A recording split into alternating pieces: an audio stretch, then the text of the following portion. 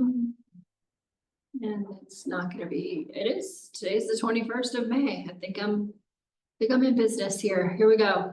I will call this meeting of the Planning Commission to order. Could we get a roll call attendance? Absolutely. Commissioner Foister, Here. Nelson, Here. Lisk, Here. Petroselli, Here. Meyer is absent. Myers not, well, actually, he did get appointed, so Okay, thank you. Mayor Clark Here. and Chairperson Lisk. Here, thank you.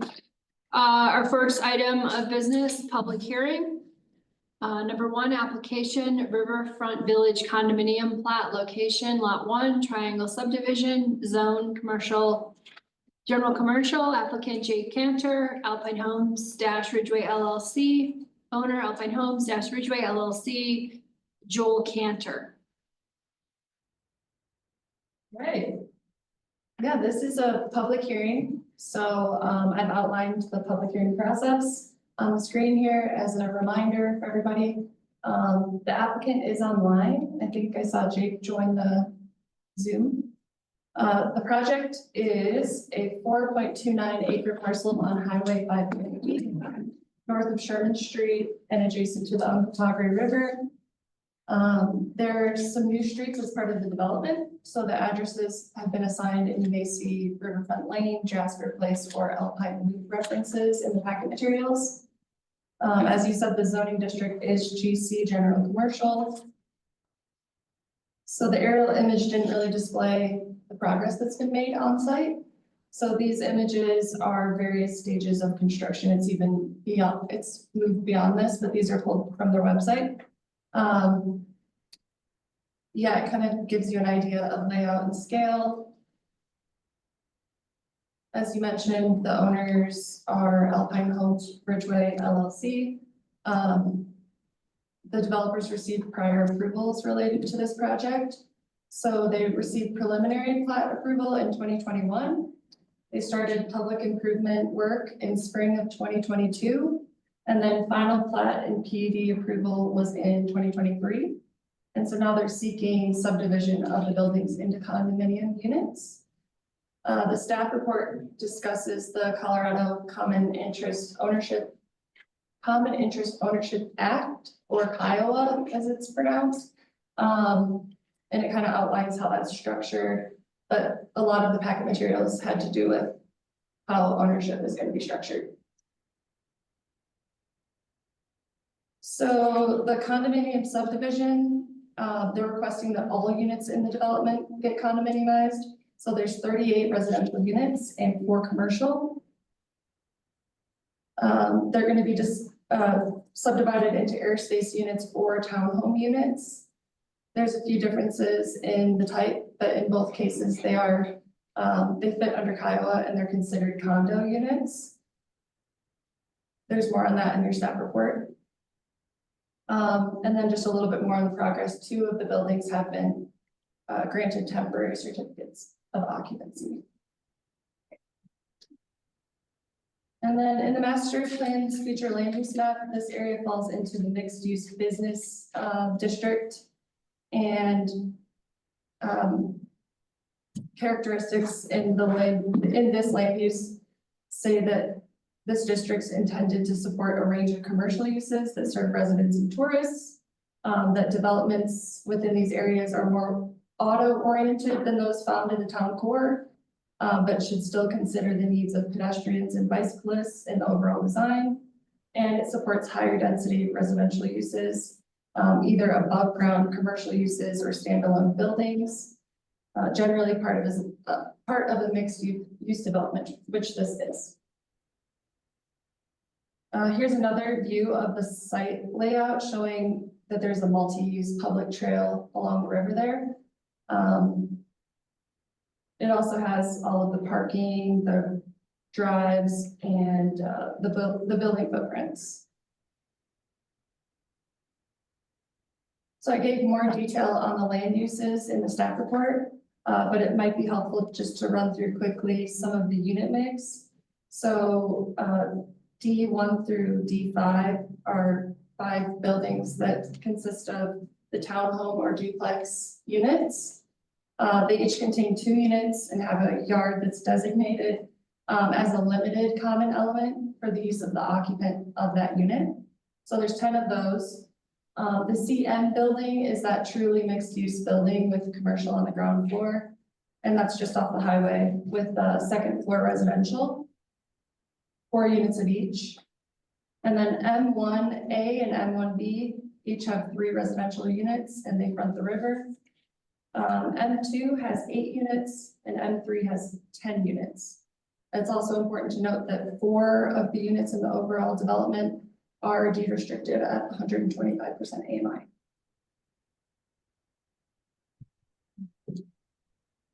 So the approval criteria is here on the screen. It conforms to all applicable requirements of the zone districts in which the property is located. It substantially conforms to all other applicable requirements of this code, ordinances, and resolutions. And it's consistent with applicable portions of the master plan in the reasonable judgment of the approving body. And in this case, the planning commission is the approving body because it's a condominium subdivision.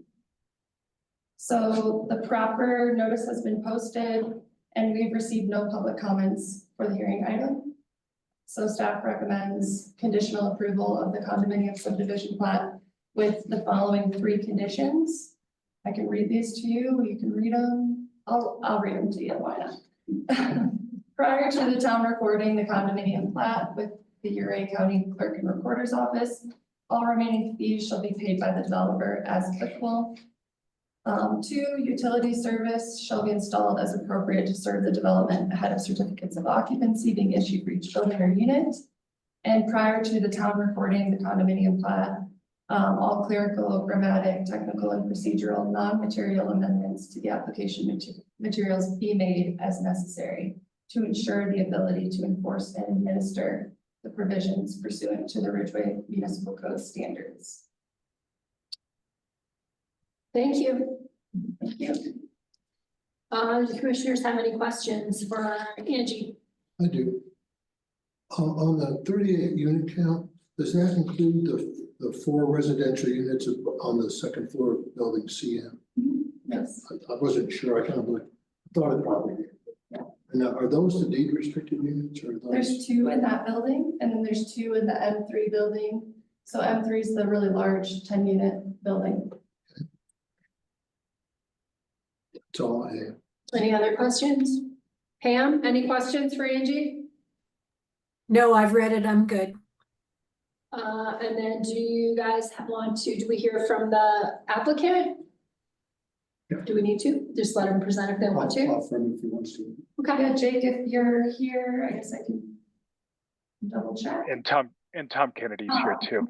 I drafted the stuff. So, yeah, I think that the staff report goes through the issues related to this. That this has been a fairly involved process, a number of steps along the way, a subdivision, a PUD, design review, and things like that. And this is really the last end of it, the tail end of it. The property was subdivided into 1 lot, and it was always understood that there were going to be a series of units identified within the overall project that would be conveyed to third parties or capable of being conveyed to third parties. And so that's the reason that we're doing the condominium regime. And again, not a surprise, it's the appropriate way to handle this. And there are a series of types of units. Some are in the traditional airspace configuration where basically you have units stacked on top of each other, within the building, and then the duplex units, which are side by side. And so the declarations go through the description of the unit boundaries and the respective responsibilities for owners with respect to maintaining, getting insurance and things like that to the units, which differ a little bit between the airspace units and those duplex units. Your staff's been helpful in identifying issues and concerns and helping us improve the overall drafting of the docs. And we're happy to be bringing these in front of you tonight, and I'm here to answer any questions. And Jake may have a couple of things that he might want to say as well, so I'll keep quiet now and let him jump in if he does. Hey everyone, this is Jake Cantor speaking. Tom did a great job of explaining our application I know this has been a little more complicated than a smaller and simpler condo approval. However, I just want to thank Angie and the rest of the staff for helping us out with this and taking the time to review it and provide feedback. So I don't really have anything else to add. If you have any questions, feel free to ask them. Otherwise, I just want to say thank you guys for taking a look at this. Thanks, Jake. I have one comment, which is, this, if you'll recall, when we approved this, which I forget which approval it was in 2023. The PUD and final plat. Thanks. It was stated that they would retain ownership of part of the sewer system because of the angles and the compression joints or something like that, right? Didn't meet spec, yep.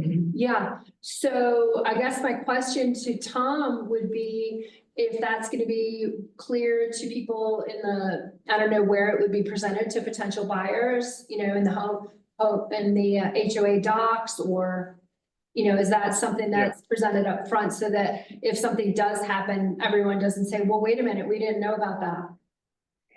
Yeah, so it actually, it's tracked in a couple of places that there's notes on the plat, the recorded plat that gets to this issue. So that'll be part of people's chain of title, so it'll show up there.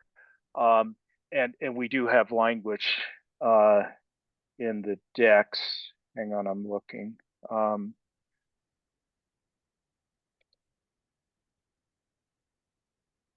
Yeah, that the sewer requirements are actually partly what the expectation was that, that it wouldn't be individual unit owners that would have to do it, but rather it was the association that would be responsible for it.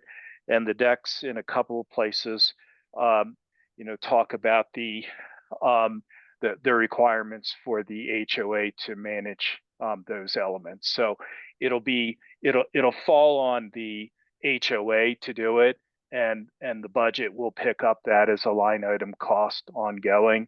And then people buying into the association, among the things that they'll recognize is, there's a budget, that these arise out of the budgets, and part of the line item expenditures in the budget would include for those sewer elements. Thank you. So to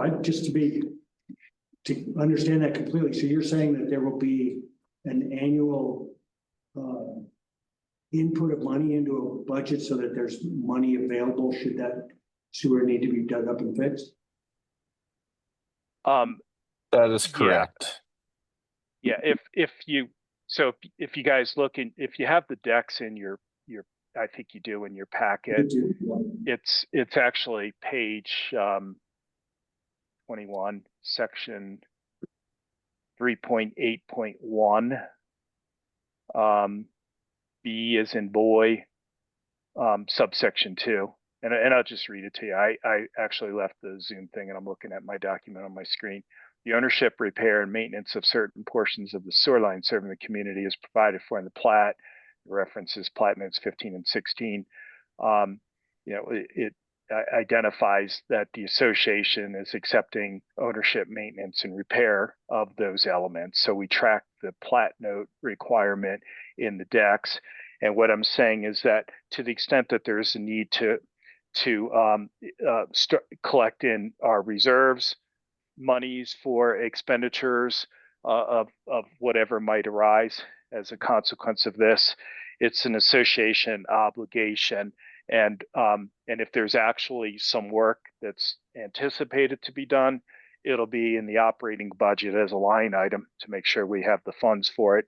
And I would envision that as part of our operating budget in the reserve sections, we would have part of the reserve would be grown towards, anticipating that if we ever have to make these expenditures, there's going to be some funds available to pay for those expenditures.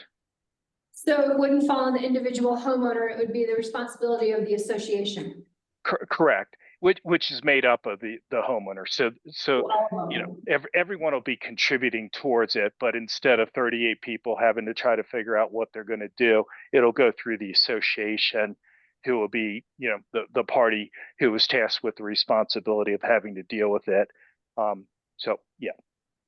Great. Thank you, that makes sense. What was the way we approved it? This is Pam.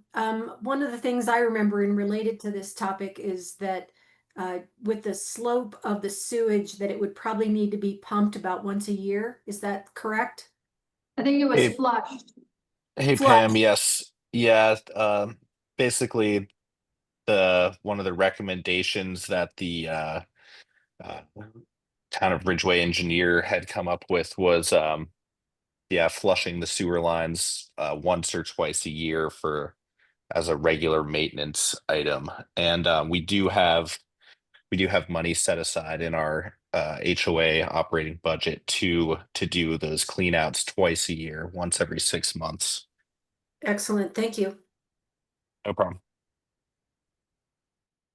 Any other questions? I believe I opened it to public comment. Which I've just done. Is there anyone in the public, in the audience that would like to comment on this project? Anyone on Zoom?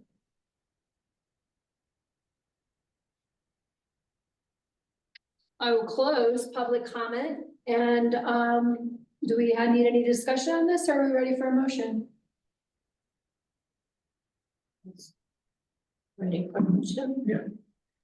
I move to approve the condominium plat for the Riverfront Village PUD, finding that the criteria set forth in section 5752H3 of the RMC have been met with the following conditions that were listed by Angela Kemp at the beginning.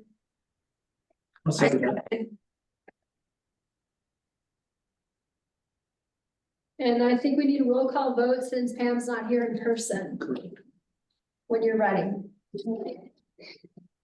Oyster, Aye. Nelson. Aye. Liz, Aye. Petroselli, Aye. Mayor Clark, Aye. Chairperson Montague. Aye. It passes unanimously. Great. There you go, gentlemen. Thank you. Thank you. Be in touch. Next item. Applicant Ridge 6 Townhomes PUD final plat, location 283 North Chorus Street, lots 16 through 20 of block 28, town of Ridgway. Zone is historical residential. Applicant is Matt McIsaac, North Chorus Street LLC. Owner North Chorus Street LLC, care of Matt McIsaac, who is here in person. I'll hand it over to you. Thank you. So again, we have another public hearing process. Something unique about this is that we are processing it under the old code. Because the former approvals were under the old code, so I'll kind of walk you through that, but planning commission will be making a recommendation to town council. And town council is the final decision maker on the final plat. So the project is a quarter block in the historic residential zone. You already said the lots and block, but there's an existing home on the site. It's 283 North Cora Street. Again, this aerial is not showing the progress at the site. The public improvements are complete. And preliminary plat conditional approval was granted in 2022. So those public improvements started soon thereafter and they just recently were complete. Also, the existing home that's there is to remain. I'll show you that. So the request is for one lot to be subdivided into 7. One will retain the existing home and the other 6 are going to be developed with attached townhomes. The townhomes are going to be separately metered and have their own yard space. So the development team opted to create like a party wall agreement. They didn't go through the whole HOA and Kiowa process. That's why those materials are not in your packet. And the future land use map designates this area as town core neighborhoods.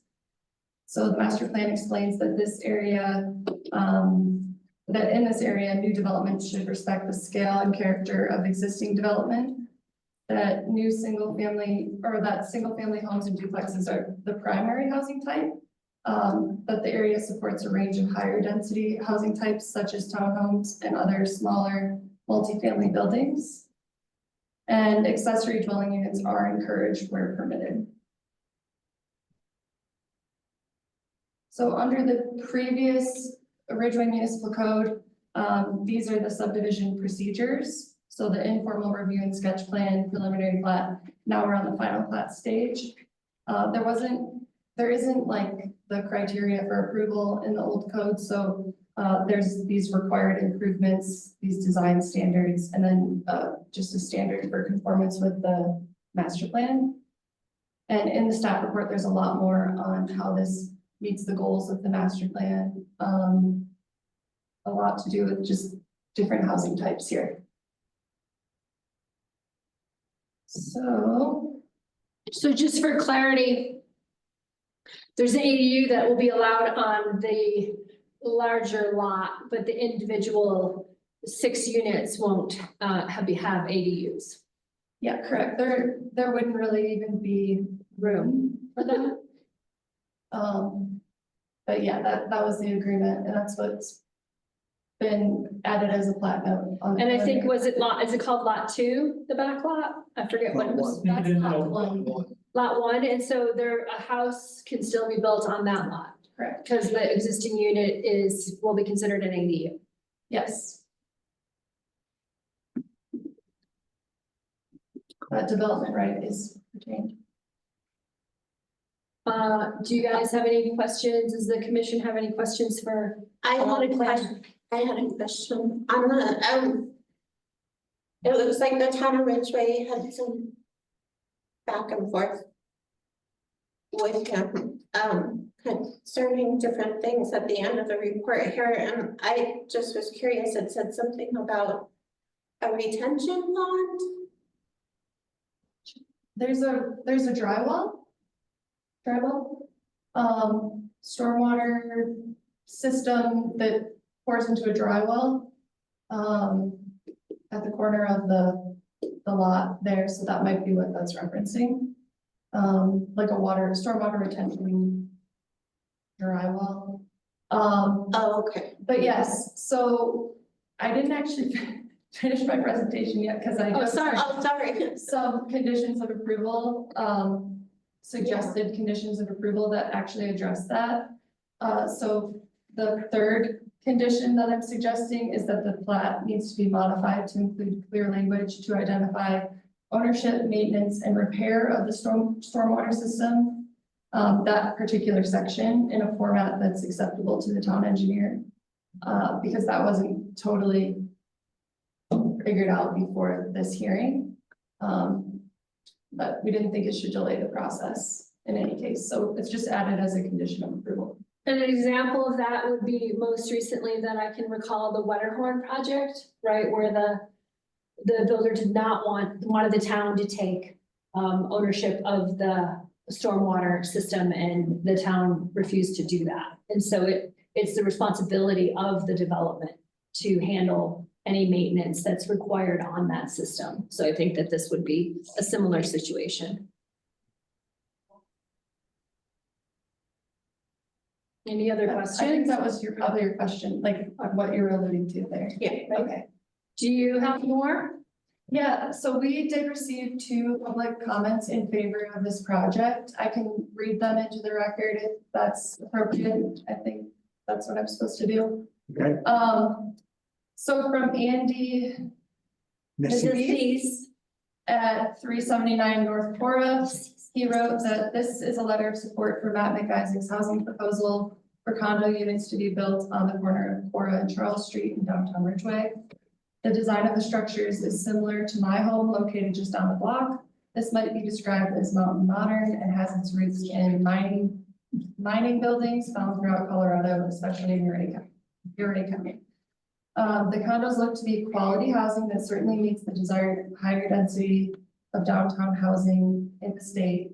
The Space to Create building has a similar density and has been a great addition to Ridgway's downtown area. This kind of development would bring residents to Ridgway and would help support the economy of downtown businesses. I see this project as a plus for downtown Ridgway and a plus for our neighborhood. I fully support what Matt is trying to do with these high quality condominiums. And then we have one that came in just today, so I don't know if you all got a chance to read it. It's from Spencer Fuller and Aaron Graham at 267 North Laura. They said we wanted to send our full support to the Ridge 6 condos being built on Forest Street. We know how valuable affordable housing is, and we are excited that this will help support the need. We've seen the designs and it looks wonderful. Matt McIsaac has been a thoughtful builder and we're happy to have him as a neighbor. We're just a few blocks down and have been thrilled to see the progress. We fully support the project and are excited about this addition to the neighborhood. Thanks, Angie. I'd like to commend Matt on getting building consensus in the neighborhood. It's always a good idea and not something that we often see. Also, living in the neighborhood, those are some people that can't come to me and say, well, what is this? What is this going up in our neighborhood? I said, well, it's the project you wrote the letter about. One question on this second letter is they spoke to affordable housing. It's not affordable in the sense of any restrictions, right? No deed restriction. So the letter doesn't make it, isn't binding to make it affordable housing. Any other input before I open it up to the applicant? Would you like to present? Yeah, I don't have a whole bunch. I think I've said enough over the past 5 years that wrapped up this project, but Tom, I don't know if Tom's still on, he's gonna change Yeah, the I'm on. storm verbiage for that purpose, to make sure that we take responsibility for it. I think it got a little caught up in the rest of the engineering and we just didn't have it on the plat, but we'll get it all wrapped up so that it's good with Joyce. But other than that, I don't think I have anything unless you guys have questions for me. I have a question. I don't know if it's for you or Angie, just the difference between the condominium and homeowners association thing and this party wall. So my limited understanding is that people will own these units individually and there will be no HOA, which is the party wall agreement. Correct. Each lot is its own entity, basically. So your only shared entity is that wall, which is technically 2 walls, so, yeah. And Tom, I don't know if there's a better way to state that, but. No, that's right. It was, so really the only thing the common element, so to speak, is that shared wall. So we have language, on the plats that contemplate that folks will be sharing really the party wall, which is a shared wall, and to some degree it's part of the foundation and part of the roofing where that it joins with the wall. If there are instances where doing a Kiowa community is really a good way to proceed, but with insurance the way it is these days and complications on getting insurance, particularly for condos, if there's ways of proceeding without the need for a condominium regime, that's better. And that's kind of the thinking here, that really the only thing that's involved is the sharing of these walls. And there's language about the 2 owners who are sharing, the elements relating to the party wall, are going to need to work together. For repairs or any maintenance work. There's restrictions about not being able to poke holes into the party wall that could affect structural, mechanical, or those kinds of facilities. So if we formed a Kiowa community for just those things, we could do it. But it seems like the burden that would then result on the owners plus the insurance requirements was just kind of overkill. So that's how we were thinking about it and approaching it. I could see how this could be an attractive option for people. I don't know that I've ever heard anyone say that they love their homeowners association. Yeah, and on the one just before that you were looking at, that was kind of the thinking too with the duplexes. But those duplex units are set up similar to this, where you got party walls and the two owners will work together. So it was a similar philosophy for that project as well as this one. And I think it just makes sense. And again, with the insurance stuff in Colorado in condominiums, this just seemed like a much more efficient solution. And so there's like some things laid out as to how they would proceed if they were disagreeing on a repair of the common wall or something. Yeah. Yes. Are they legally bound to cooperate? Yeah, it's like an easement agreement between the two parties, so they'll be obligated to do it. And you know, if there was an HOA, they could act as the mediator. But again, having the HOA for that purpose, and the HOA would have been doing it. But just between the two owners, they share a common interest in, if there's an issue with the roof, they're going to want to both get after it because of their investments into the property. So, And then the interior units will have two common walls. correct. So we'll make sure we're selling to people who are real friendly and cooperative. Kidding. I have one other question. If there's a second car, where do they park? Do they park in front on Charles Street, or do they park on the north side of Charles Street? They could park wherever they wanted, but there's a garage and then you can fit a car behind the garage. So if you're like referring to exactly if they're at the unit, there's 2 spots at the unit. Okay. And we did a full curb cut on Cora for parking. Right. Okay, yeah, I just didn't, thank you, I got it. So there's enough just length in the driveway leading up to the garage that they wouldn't block the sidewalk? Past the sidewalk, yeah. And then, since this is up, just to clarify what you were asking about, is this right here? And it's a stormwater catch for all of our stormwater coming down, and it basically just slows the flow into the store box that we put in on the corner. So it's a big open grate. It's not like a very complicated system. You can see it now. Yeah. It's there. I don't want to, I don't. But it's not very complicated, and so maintenance of it should be pretty straightforward, so we're just gonna separate that and make sure it's part of the agreement. So expand on Michelle's question, what's the distance from the building to the sidewalk? I believe, So you can see the 15-foot setback line, so I imagine that's another 15 feet or so. Okay. it's 22, Yeah. but I don't know exactly. And then, so this is kind of like a townhouse, Townhouse, but brownstone. we don't have a townhouse delineation, Yes. it has to be condominiumized for ownership. It's a townhome process. We do have a separate townhome process. The reason we did But it as we- separate lots is that. Yeah, But this is being processed under the old Yeah, code, so it's exactly. just final plat. That's what- But if it were coming in today, it would be the townhome process. that's why I was asking. Okay, And just so I'm clear, that if I remember correctly, there's a little bit of a, what do you call it, undercut between the base of the main part of the building and the garage. Yeah, the deck basically comes out over. So that car we're talking about would kind of tuck. Well, if a car parked in the driveway right up against the garage door, they would block the sidewalk? It would not. They would. No. No, that's one thing that we make sure of, and then the stuff you see now out there is just the aprons. So there's still a whole nother, that much driveway that goes in. We push the building as far back towards the existing. That's what I thought I remembered. As we could to accommodate that. You could still fit cars on Charles if they weren't full-size trucks, but I think you'll see people parking more on Cora because it's wide open now. And sidewalks there, but Are there any other questions? Are there any questions for the applicant? Pam, did you have any more? No, I'm good, thank you. Okay, I will open this to public comment. Any public comment in the audience?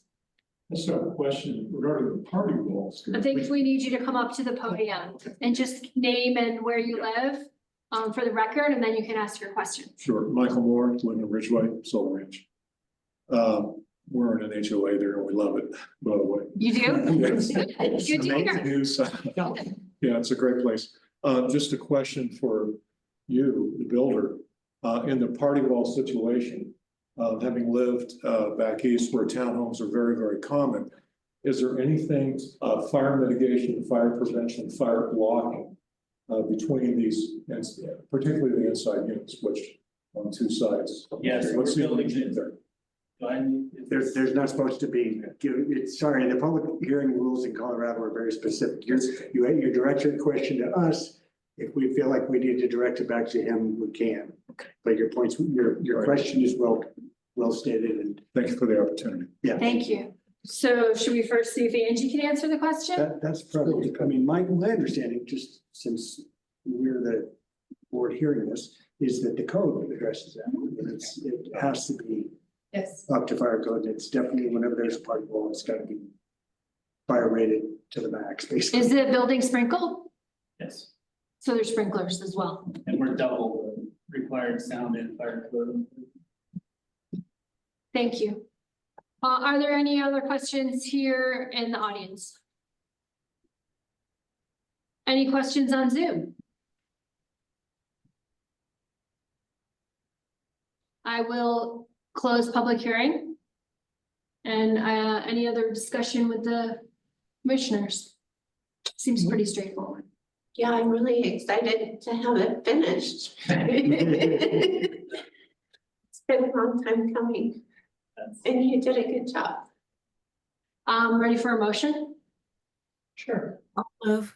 I move to approve the final plat for Ridge 6 Townhome Subdivision, a planned unit development with the following conditions: finding compliance with the regulations of the municipal code and general conformance with the master plan according to the recommendations from the town staff.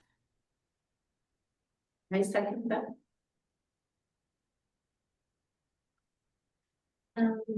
I'll do roll call. Commissioner Foister, Aye. Nelson, I, Lisk, Aye.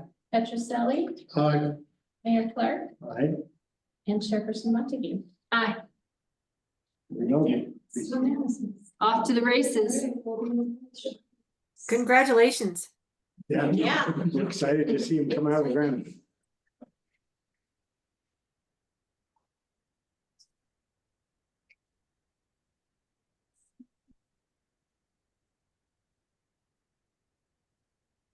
Next item. Oh, We can. should we go out of order? Can we go to Yeah. 4? Yeah, Chris is here now, so we can do another, if that's what you're talking about. Yeah. Allow anyone, if you'd Yeah. like to do that next. Yeah, I'd like to do that. Okay, So the next item will be number 4, the Delwinnie sketch plan and preliminary plat, location Delwinnie Athletic Park annexation, zone, general, commercial, and residential.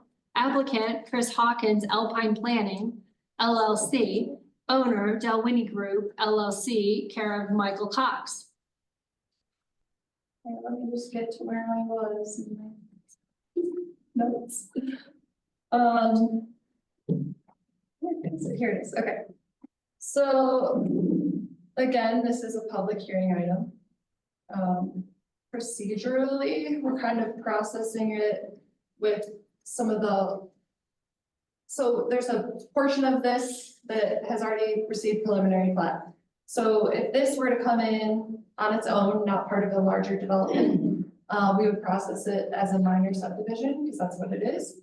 But we are gonna be procedurally consistent here. And so we're going through a sketch plan and preliminary plat today. So there's 2 different things that we're considering, but the applicant has requested concurrent review. And I'm gonna give you the current code approval criteria for a minor subdivision, as well as the old code sketch plan requirements and preliminary plat stuff to look at. If that makes sense. Oh, I think there's some more on that in your packet. So in this case, the planning commission is the decision maker for sketch plan, but the recommending body for the preliminary plat. And I will have 2 different suggested motions when we get to it. So the Dalwhinnie addition is a recently annexed piece of land consisting of about 3.23 acres off of County Road 23, way south of Chipeta Drive and across the street and south of the athletic park. There are multiple parcels there. So the triangle parcel that's west of County Road 23 is owned by the town of Ridgway. It's zoned general commercial, which is consistent with the zoning of the athletic park. And then on the east side of County Road 23, that annexed piece is zoned residential, which is consistent with the portion of the property to its immediate north, which is an area known as the preserve. And that's owned by the applicant. There is a third parcel, it's the right of way here, and it's not zoned.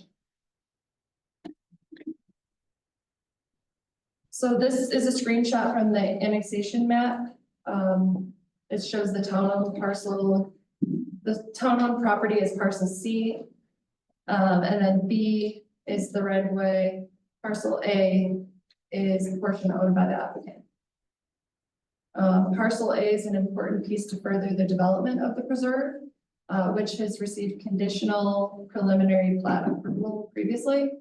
That's a lot of things. The developer has proposed that parcel A is the location of a sanitary sewer lift station to serve the future residential lots.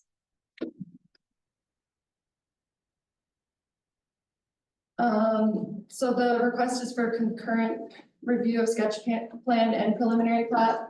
The intent is that this portion of the project area will get caught up to the previously conditionally approved preserved preliminary plat and PUD so that the project can be furthered, and town staff determined that these could run concurrently for a project of this scale. There's no density proposed for the Dalwhinnie lots at all.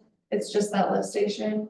And there's going to be robust review upcoming with the condition compliance and the final plat for the preserved PUD. So this is a screenshot from the sketch plan.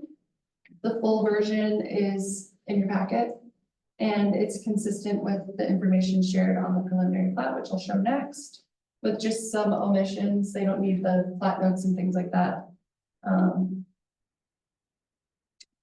So this is, maybe you can't even tell the difference, but this is the preliminary plat, and the full version is included in your packet. So it shows the parcel having right of way, which is preserved drive, and then there's lot 1 and lot 2 that will be part of the preserved development. And again, there's a plat note on there that says they can't have any residential density at all. In the master plan's future land use map, it had to be modified when this area was annexed. So assigning single family neighborhoods to the residential portion made sense to be consistent with the piece above it. And then assigning parks and natural areas to the general commercial area, the town-owned area, is consistent with the neighboring future land uses.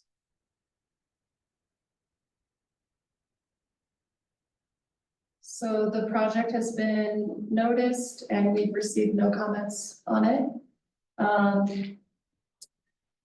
These are the process from the previous municipal code. So talking about sketch plan, preliminary plat, and then final.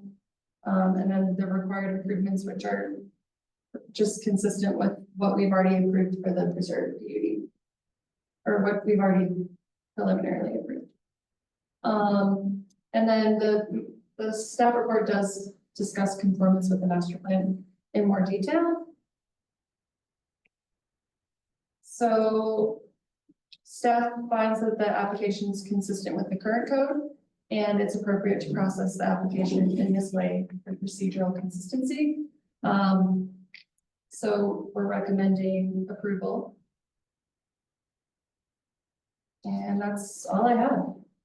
I have a sketch plan recommended motion and a preliminary plat recommended motion. So I can just kind of toggle between those whenever you're ready. Thank you. Thank you. Do the commissioners have any questions for the planner? No, this seems like it's just more of the cleanup required by the way things have gone. This project. Pam, you have anything? I have no questions. Come on up.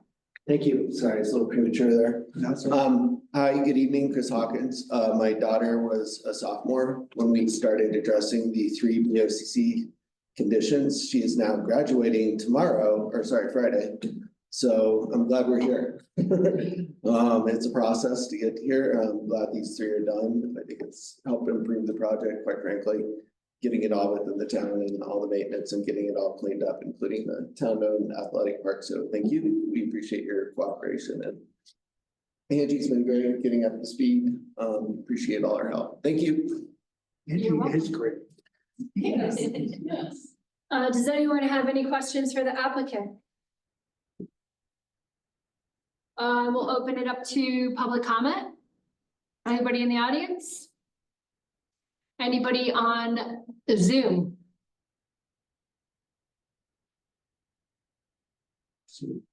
I will then close public comment. Do we need any further discussion or are we ready for a motion? I move to approve the sketch plan for the Dalwhinnie Annex subdivision finding compliance with the regulations of the municipal code and general conformance with the master plan. Second. Who seconded that? Bill? Thanks. Commissioner Foister, Aye. Nelson? Aye. Lisk, Aye. Petroselli, Aye. Mayor Clark, Aye.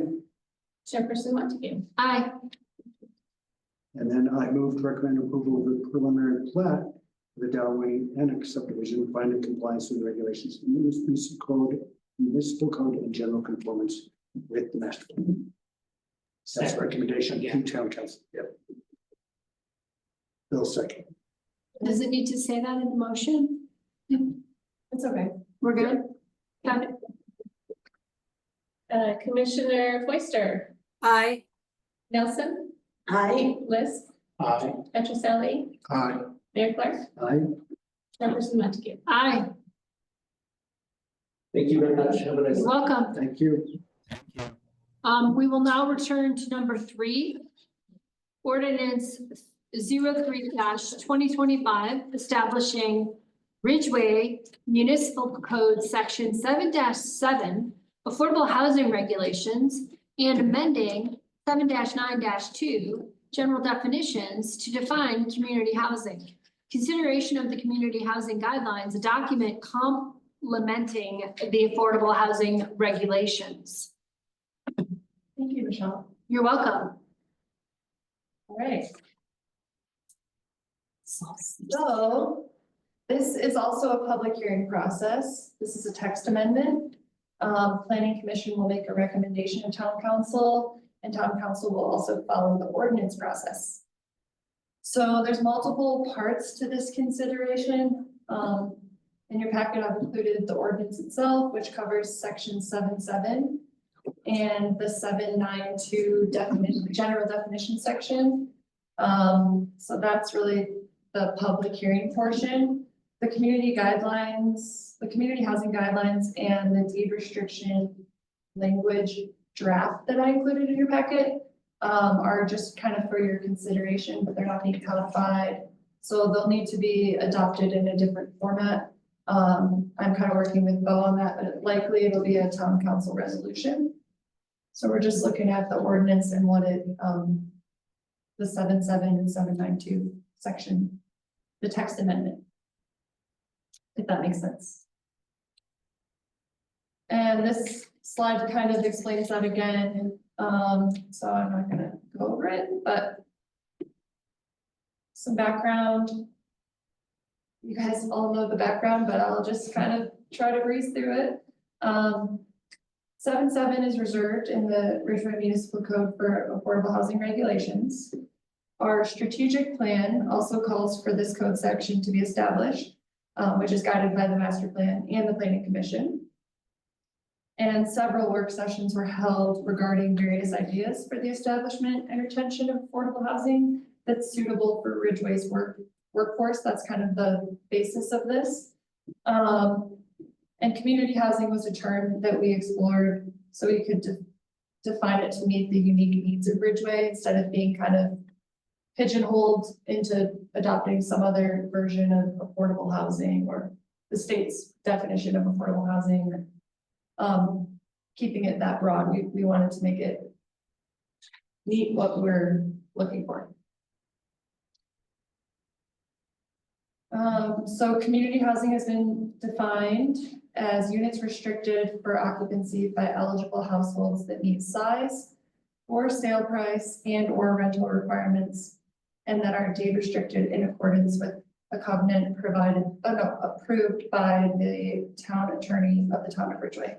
So that's where that deed restriction and covenant in your packet is.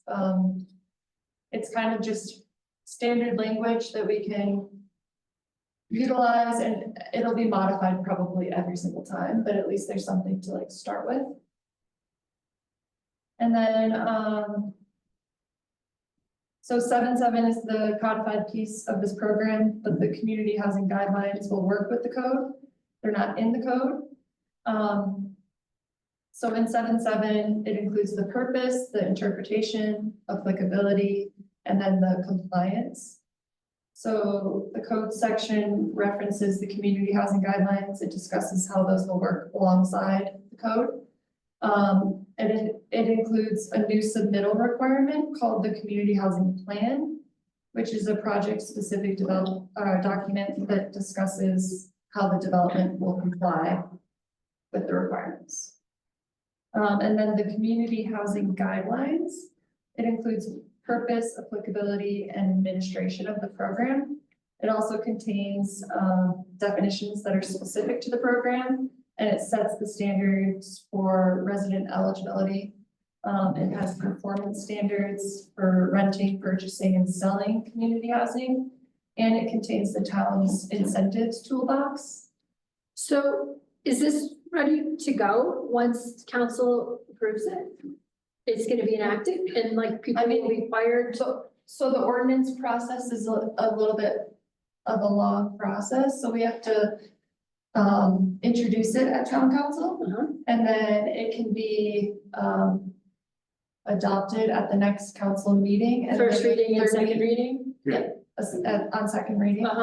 And then there's a 30-day period where like the ordinance is kind of floating out there in the world and people, like the public can stop it from, you know, getting codified in that 30-day period. But yeah, my understanding is after that 30-day period, then yes. It'll be in the code. But any of the other text amendments we've done. By August, we would have community housing, I almost said affordable, guidelines in place. Yes. Like, that's a big deal. I'm like, I was reading that in the packet. I'm like, this is a big deal. There's no like confetti on my screen or like shooting stars. And I'm like, maybe I'm missing something. Maybe we're almost there. This isn't quite it, but I mean, it'll take a little time, but this is a big deal. And when we were going through that process last year, we were kind of like, well, we still have to do this and this. Maybe we should hold off on this. And you pointed out like, well, no, we're gonna move forward with this. And then if there needs to be revisions or things need to happen, we can do that in the future, but we'll at least have something in place. So that's what this is, like, this is happening. Yeah, it's an incremental approach. So we're just starting with something pretty minimal, I would say, you know, for triggering a compliance piece. The development has to be like 3 units and all of that's obviously in your packet. So the Ridge 6 would have triggered it. Would have triggered it for sure. So we're hopefully capturing some new stuff that's coming in, but not like freezing development here. You know what I mean? So it's incremental, it's doing something, but we don't know what it needs to do until we have the housing needs assessment, and then we will know. Okay, great. That's my suggestion. Thanks for your work on this. Yes, thank you. So after the 30-day process, does it just become law or is there another hearing? It just happens, right? Yeah, it goes into code. All the hearings are done before the 30 days and the 30 days just burns out and becomes. Right. So this will be heard at the June council meeting, first reading, July, second reading? I think that it will meet noticing requirements to, yeah, I think so. In August would be 30 days if it meets noticing requirements. And if they choose to go forward with it, Mhm. so. And you can And see it we has a choose lot to of go forward. support from the community. And at least one of those readings before the council will be a public hearing as well. Right, Uh-huh. I think that's it's the the second. second reading, yeah. And on that It's note, very are you done with your confusing. presentation? We sort of interrupted your presentation. No. All right, keep Let's just going. let her finish it. I just wanted to be excited. Well, I'll try to go through it quickly. Take your time. That was just an overview of 7.7, the guidelines and the deed restriction piece, so I don't think I need to spend much more time. I on waited that. until she finished that page. I'm not complaining. But we did conduct some community engagement and outreach related to this topic and this program. So in 2025, we've talked about housing at almost every planning commission meeting. We've had work sessions in 2024 as well, but I didn't include those in here. We had that community conversation, the public open house event in March. And we also sent out the drafts of 7.7 and the guidelines in a package for direct referral to local developers, real estate professionals, land use and planning professionals, and then entities that work in housing development or housing financing. So like Home Trust, CHAPA, rural homes, or I guess they're, I can't think of what they're called, Telluride Foundation, those folks. I think you had it right. I think it's rural homes. So yeah, there was all of those pieces, and that's like kind of above and beyond what, we need to do per code. For text amendment, it's just a public notice, like how we do any of our other public hearings. So that should add a level of comfort if people say they didn't hear about this. You know where to send them, my office. So here's the text amendment approval criteria. So the text amendment is consistent with the intent of applicable portions of the master plan and the reasonable judgment of the approving body. The proposed amendment is necessary to correct an omission or error. And the proposed text amendment is necessary to adapt to a change in conditions within the town, or changes in public policy are needed to advance the general welfare of the town. So the public notice has been published as required by code, and with that, staff recommends the motion displayed on the screen. I don't think I put a motion in your packet. All right. So that. Thank you. Any questions for our senior planner? I have a comment, and it's about the actual definition. And I hate to be pedantic, but to me, the phrase eligible households that meet size, comma, for Yeah. sale price, comma, it needs to be. I've read either- that weird a couple times It too. needs to be either for hyphen sale or just strike the word for and have it just be sale price. Okay, Or sale price, just, it's like, what is that? Did you agree? Yes. It just stuck out as, I mean. What was the word you used? You hate to be what? Pedantic. Pedantic. Ah, No, no. I'd like to put that in a minute. It's like- noted, that can be adjusted. Yeah, that is just simple fix, but in fact, I think the cleanest thing would be just to have it say sale price. Or sale price is the same as sale price, right? John, it's because you're erudite Erudite and pedantic. and pedantic. It's quite a compliment. And they're all good. They're all good. They are. They are. That's all I Anyone have. else want to chime in? So if the public does come back in those 30 days and somebody has a complaint, is that what happens then? That's such a good question. This goes back to council.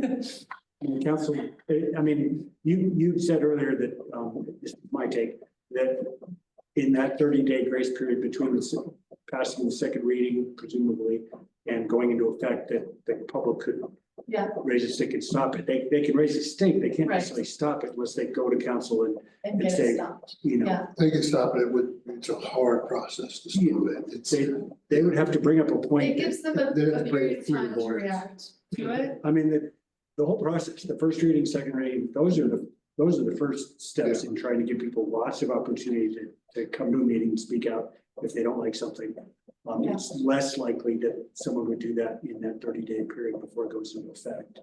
And just so you know, there's also an option for an emergency provision in the ordinance process, that if we think something's an emergency, like a moratorium or something, we can state that in the motion and void the 30-day waiting period before it goes into effect. In other words, it can go into effect as of passing the second reading if it's passed as an emergency.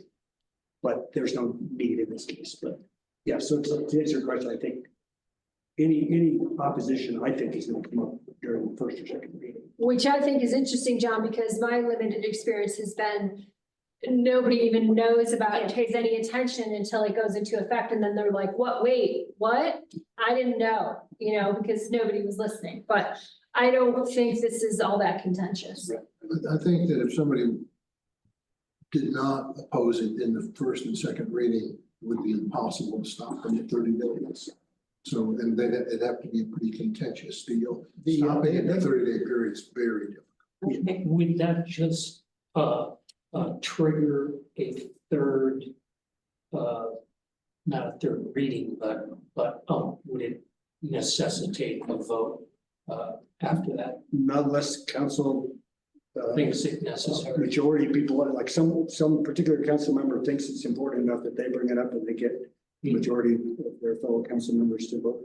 Okay. To pause it. And that's why Jack is right. I think that's It's pretty unlikely. It's impossible. I mean, it would take a whole lot of everything. It would have to be something really, It'd have to be almost a mistake. yeah, exactly. Like if we put in an ordinance that said Ridgway should have no trees, we're gonna cut down all the trees. And then approved it, and then 30 days later, people read it in the paper. And saw them starting to cut down the trees and we're like, wait a minute, we don't want you to cut down the trees. Well, they wouldn't start cutting down the trees till after the 30 days, Right. but. Yeah, it's the fact that somebody could stop it would be very, very difficult. So,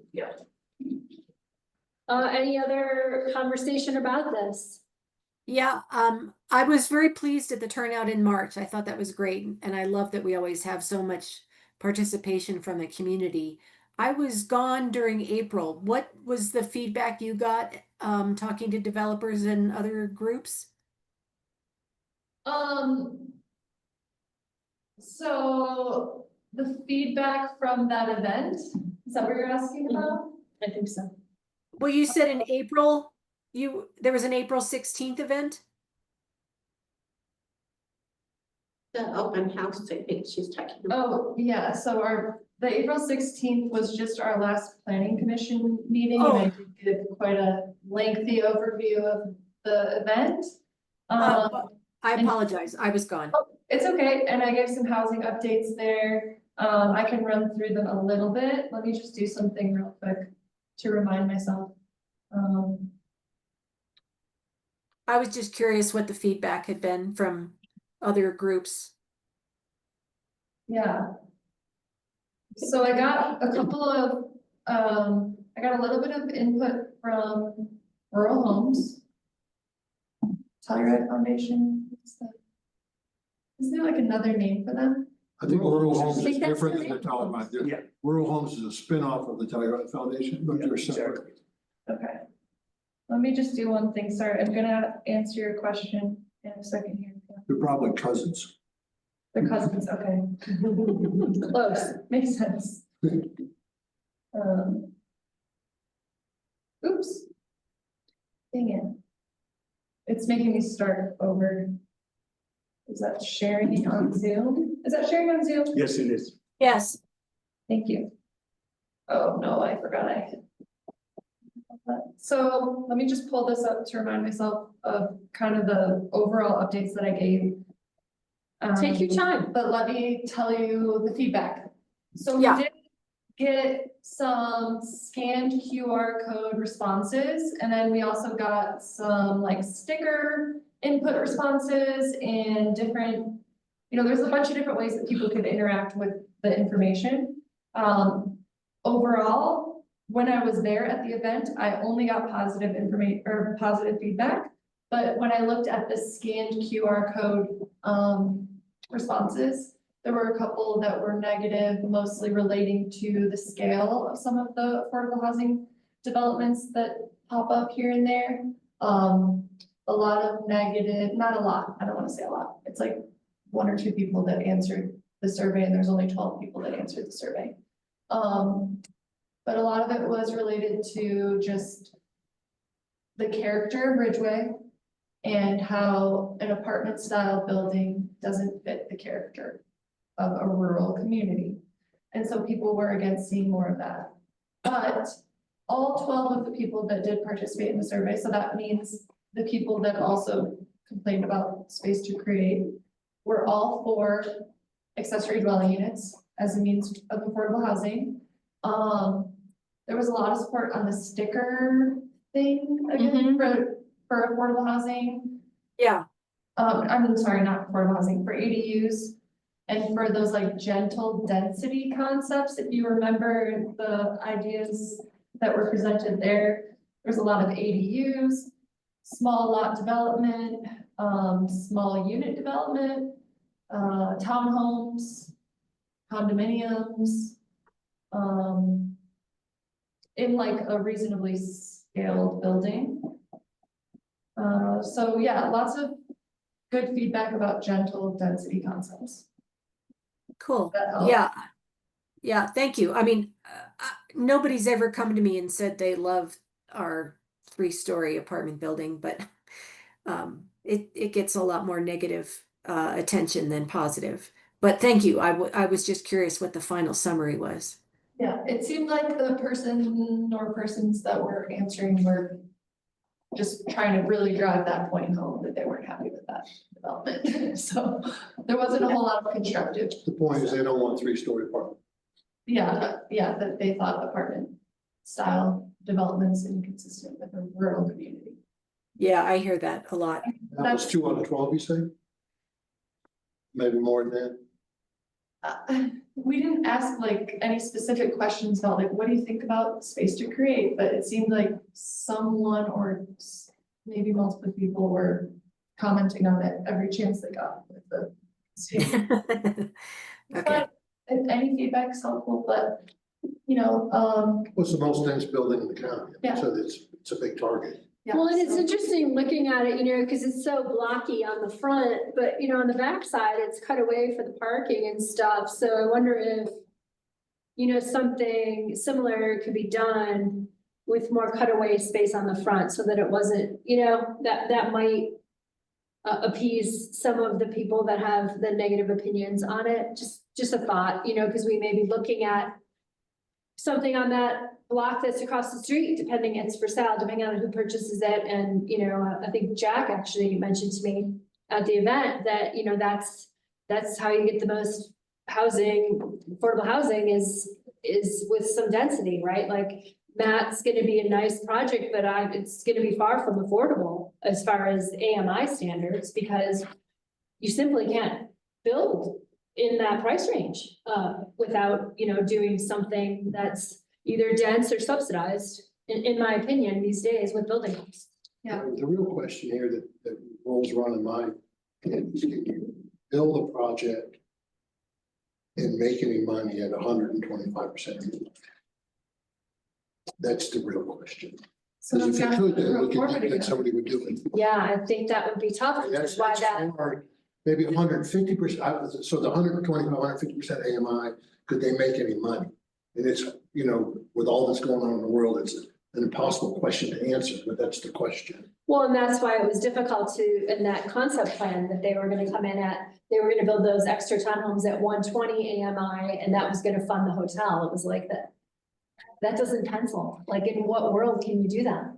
I mean, and I guess we're in the weeds here, but if somebody built a project where they had 80% couple units, 80% AMI, couple units, 100% AMI, couple units, 125, and how that would work out. I mean, that's the financial analysis of that is mind-boggling.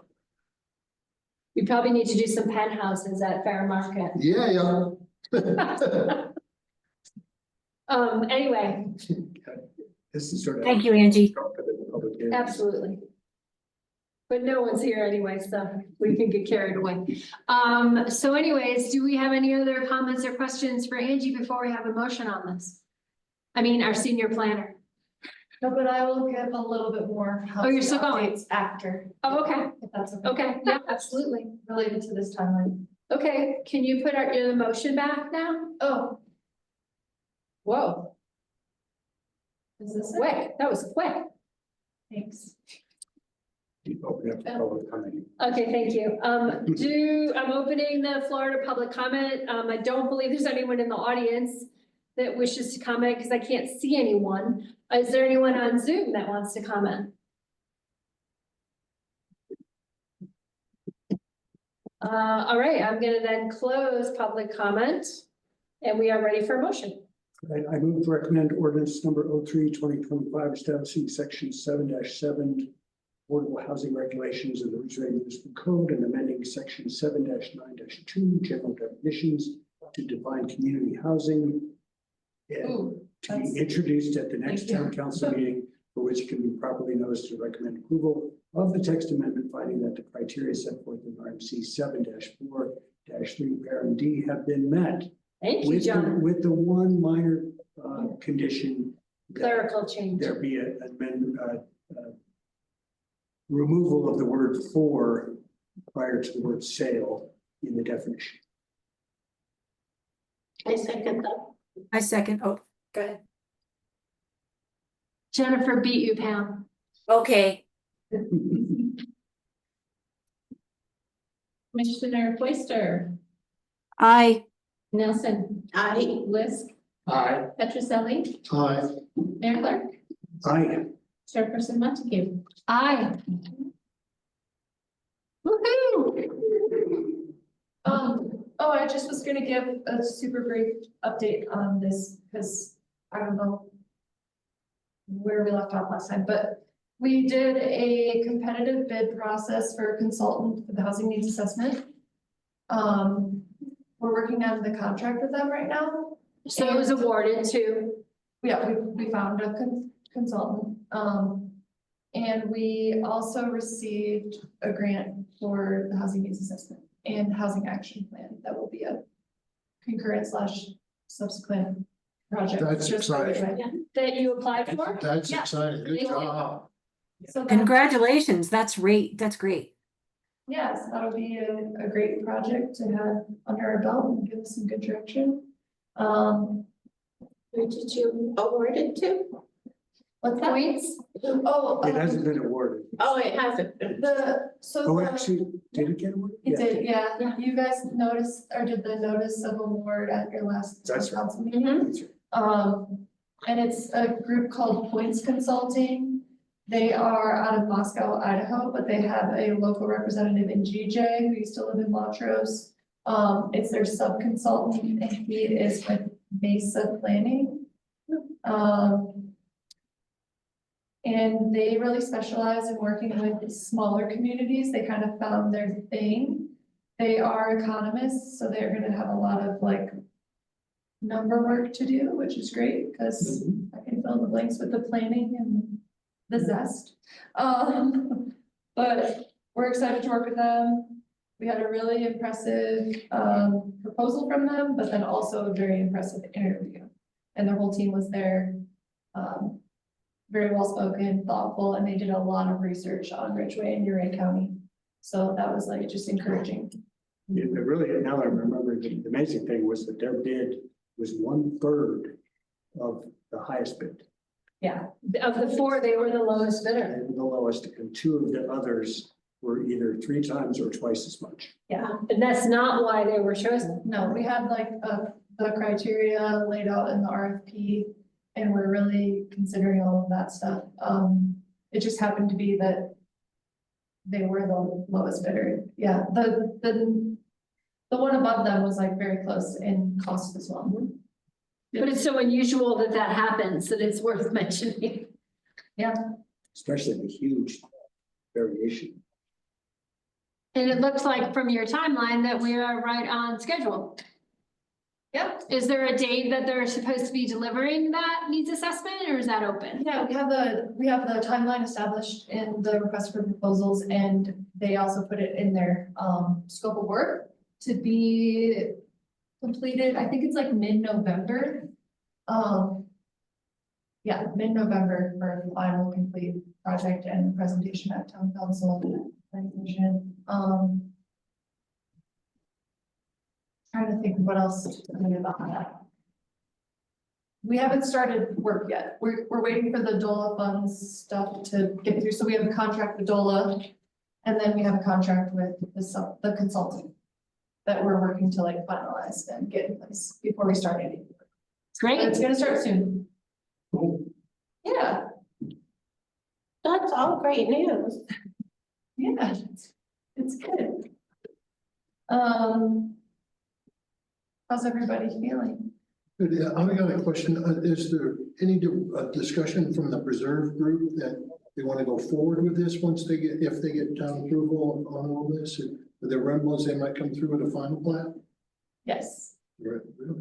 Yeah, I think that's their intent. They're, I think in their narrative, they're just trying to catch up that section, which is a compliance piece, so that the lift station can serve the development that's been preliminarily approved. And they've been extending their preliminary plat approval for 20 years.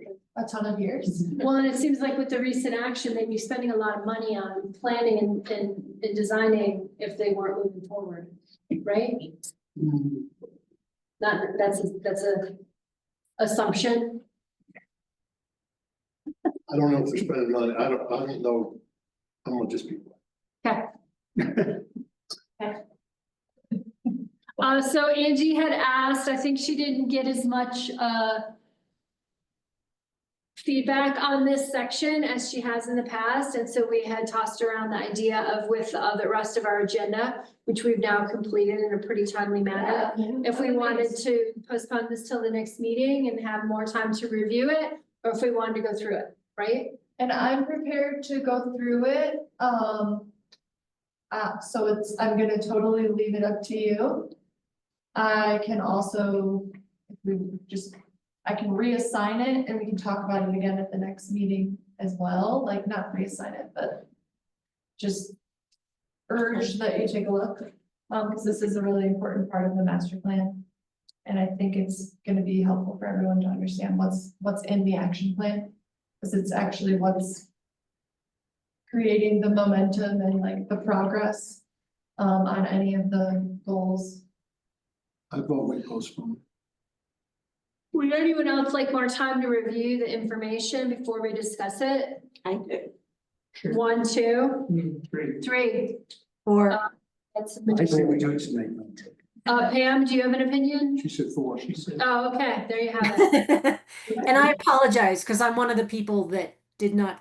I'm not caught up yet, and I did not submit anything. It's super dense, you guys. I'm not mad at you for not getting through I it. stayed up late doing it, but that's. Yeah, I know. Well, and I only just read it on Monday. I have read it now, but I wasn't able to submit comments. I've written them. Is there any additional assignment you want to give us that we would also discuss next month in order to keep us on schedule? No, Just this one? I will say it was probably easier for me than anybody because I have the history. yeah, I could go over it all. But your feedback was so helpful because some of the projects or some of the actions that were completed, like, I don't know when that happened or who did that or. Before you were president, right? Well, and I noticed just reading it that a lot of the stuff we had nailed, we were all over it, and other stuff I was like, huh. Yeah, Are we, I don't have the full scope of the town. I'm like, are we doing this? Are we paying attention to this? Is this happening? I don't really know. There were a number of things in there that even I was surprised that were like, we've never even talked about this, even though it's in the master. But it feels like the planning stuff we're pretty on top of. so I guess just as you review it, or some of you already have, I understand, keep in mind just a couple of points. Some of the stuff is ongoing and forever will be ongoing, but we should still establish some sort of like tracking or metric to show progress on those things. I think that's just gonna be super, super helpful. I don't know exactly what that looks like. But just something to keep in mind. And then a lot of things have been, and I put this in my planner's assessment, that our strategic plan that we put together every single year that informs our budget and what all the staff does. Some of those items are just straight out of the master plan. They're just like copy pasted, but others are like very modified, but still fit under a certain master plan goal or community value at least. So just keep that in mind. It's all You should- helpful context. Everybody probably doesn't have this latest version of the strategic plan that she lays out all the items and then Yeah, underneath has notes about where it is in the process. You should share that with them. I did that recently for town council. Yeah, exactly. Council gets it. What's your new deadline for comments? June something. June something? Like a day of the week? Let's see. Will we do Mondays or Fridays? Monday before, Monday, If our meeting is the 18th, looks like, right? So you want the Friday before or? Monday, I would say the Friday the 13th would be, but I think she's been giving us the weekend, right? Or do you wanna So do Friday? I have to put the packet together. just to get the Friday Friday before. 13th. So the previous Monday. So Yeah. that same week, Monday. Yeah, so that would be what, the 13 minus 5, the 8th? No, the 13th is the Friday. Well, no, you need it a little before that. Yeah, Yeah, So the sorry, 8th. the 9th is Monday. okay. Does that June work? 9th. Yeah, that June works 9th. great. Yeah. And, sorry, I'm just gonna go through this to show you what the next steps are real quick. Because EJ and his team and myself have some stuff to do before that June meeting related to this. Because what we wanted to do was kind of like package it all up for you, everything that we've gone over with the master plan review. CPS is creating a summary of the state mandated master plan stuff, so we can kind of go over that. And then we'll also look at, like, review the town of Ridgway master plan amendment process and get prepared in that way.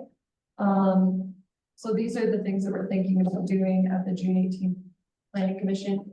So In is the addition- 9th soon enough, or do you need it before that? Oh, it's fine. Oh, okay. But yeah, so far, I mean, this is what I was planning on getting to anyway. So I'll just do my group review and these pieces. That sounds good. Yeah. Okay, And I'll just throw it too, that if anybody, as they're reviewing all these very precise things, if you have questions, then I might be able to help answer it. I'm happy to take a question by text or email. Thanks, John. Yeah. So do we need to do anything formal to postpone this work session? Okay. So anything else? Do you have anything else? there is more on the agenda, minutes approved. Right, I was going to that next. Okay, Yeah, I'm then looking at it. no, I don't. Okay, can I get a motion to approve the minutes from April, keeping in mind that anyone who wasn't present should recuse themselves and therefore not make the motion? Yeah, I recuse myself. So, I'm also recused. I was absent. Oh, right, it was just the three of us. right, so it's March minutes that we're supposed to be Oh, approving because we couldn't do that. Oh, you're right, but it's Well, you the have a meeting. April. Yeah, the April one, you So can't that's- even, you can't even approve it. It's just. So that's an informal discussion. We did minutes for it, just to keep with being. Yeah. It doesn't require. So, I reviewed the March minutes. I vote to approve them. I don't totally know the answer to that Well, question. I do. If you don't have a quorum, Okay, you can't have a quorum to We didn't. To vote. Yeah. approve it. right, so what It's is just- the minutes? They just float out there? Yeah. Yeah. And We don't need to you post them on the website then?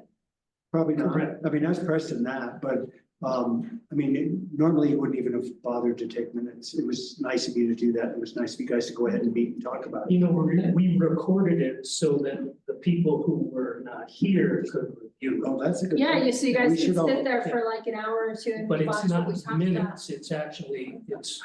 Make a little popcorn, have a cocktail, watch them. Yeah. Okay, so Pam made a motion to approve the March minutes. Do I have a I'll second? second. John seconding it. I guess we need a roll call vote again. And remember to recuse yourself if you weren't there. Commissioner Foister, Aye. Looks like we're all here. okay, Nelson? Aye. Lisk, Aye. Petroselli, Mayor Clark, Aye. and Chairperson Muncy. Aye. And then we're just noting for the record that we did take minutes and record the meeting in April, but there's no approval on them and it's not official. But if anyone wants to refer back, they can watch what we talked about, which was whatever our assignment was, right? Yep, there was no public hearing items, nothing to, no, No action items. no.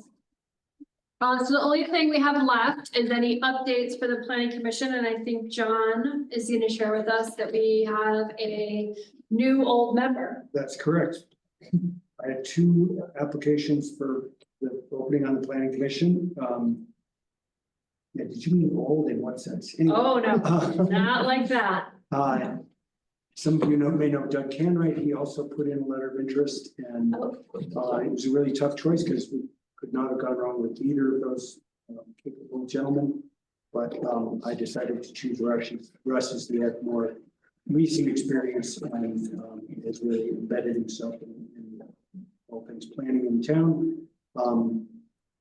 I had a suggestion. I know typically the way it would work when a new member is appointed, if there's an interest, I guess it's sort of a point of discussion, is that we could reopen the question of who would like to be chairperson. If someone else is interested, they could throw their name in the hat. We could have a discussion. I'm perfectly willing to have you stay on as chair. But we can have a discussion about it when Russ shows up for his first meeting. If anybody wants to, if we don't think it's necessary, we don't have to. Start for that.